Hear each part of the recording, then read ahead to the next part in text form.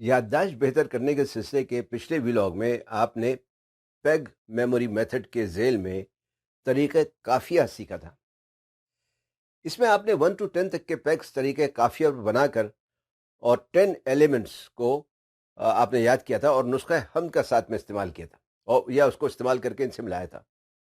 उम्मीद है वो 10 एलिमेंट्स आपको याद होंगे। आज बात करेंगे दूसरे पेग मेमोरी मेथड की, जो शेप मेथड कहलाता है। उर्दू में आप इसे तरीक़ा अशकाली कह सकते हैं। बिस्मिल्लाहिर्रहमानिर्रहीम, अस्सलाम वालेकुम। मैं हूं आपका life coach doctor Syed Faisal Jilani. अगर आप इस चैनल पर नए हैं तो इसे सब्सक्राइब करके बेल आइकन पर क्लिक करना ना भूलें ताकि आपको आने वाली वीडियोस की बर वक्त इत्तला मिल सके।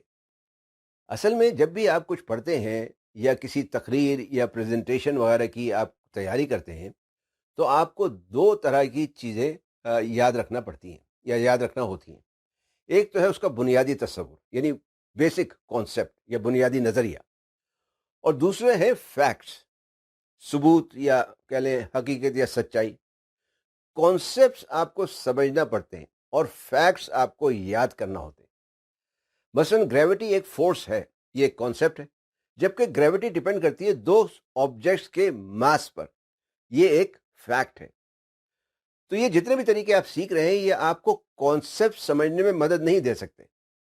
कॉन्सेप्ट तो आपको खुद से समझना पड़ेगा, और लेकिन हाँ, याद रखने में आपको जरूर मदद दे सकते हैं। लेकिन फैक्ट्स असल में आपको याद रखने में ये तरीके सबसे ज्यादा मदद देते हैं। अब देखते हैं कि तरीका इश्काली क्या है और उसे आप कैसे इस्तेमाल कर सकते हैं। तरीका इश्काली में आप नंबरों को की शक्ल के लिहाज से इनके पैक्स बनाते हैं। मसलन 1 की शक्ल पेंसिल या पेंसिल से मिलती जुलती है। 2 बतख की तरह लगता है। 3 तितली की शक्ल से आप उसको मिला सकते हैं। 4 कश्ती के बादबान जैसा लगता है, अंग्रेजी का 4। 5 की शक्ल हुक से मिलती जुलती है।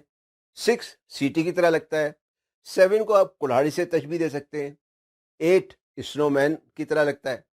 9 की शक्ल रैकेट से मिलती जुलती है और 10 को आप बैट बॉल से मिला सकते हैं। अब आप थोड़ा तसव्वुर करते जाएं और इन्हें दोहराते जाएं।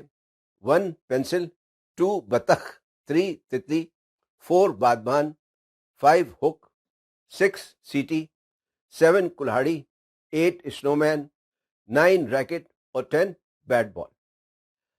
बिल्कुल इसी तरह से आप हरूफ तहज्जी के भी पैक्स बना सकते हैं। मसलन ए से एप्पल, बी से बॉल, सी से कैट, डी से डॉल, ई से एलिफेंट, उर्दू में अलिफ से अनन्नास, बे से बिल्ली, पे से पतंग, ते से तितली और टे से टोकरी वगैरह वगैरह। आपने इंग्लिश और उर्दू के कायदे तो पढ़े होंगे और आपको याद भी होंगे, तो इन दोनों कायदों को आप पैक्स के तौर पर इस्तेमाल कर सकते हैं। वैसे तो आप पैक के तौर पर कोई भी लफ्ज़ या शक्ल बना सकते हैं, शर्त सिर्फ यह है कि इसका एक वाज़े तस्वुर बनता हो, एक विजुअल अच्छा बनता हो और वो आसानी से आपको याद रह सके। चूंकि काफ़िए और अशकाली पैक्स आसानी से याद हो जाते हैं, इसलिए ज़्यादातर इन्हें इस्तेमाल किया जाता है और इन्हें इस्तेमाल करना आसान भी है। अब इसकी एक अमली मिसाल देख लेते हैं।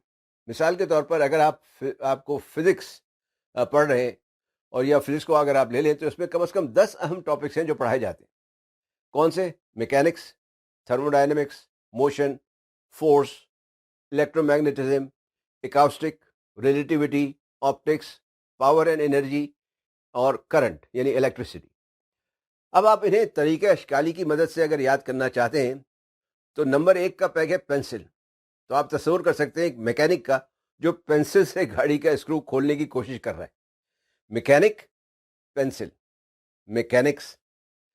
2 बत्तख की तरह लगता है, तो तस्वीर करें एक बत्तख का जिसके मुंह में थर्मामीटर और कमर पर डायनामाइट लगा हुआ है।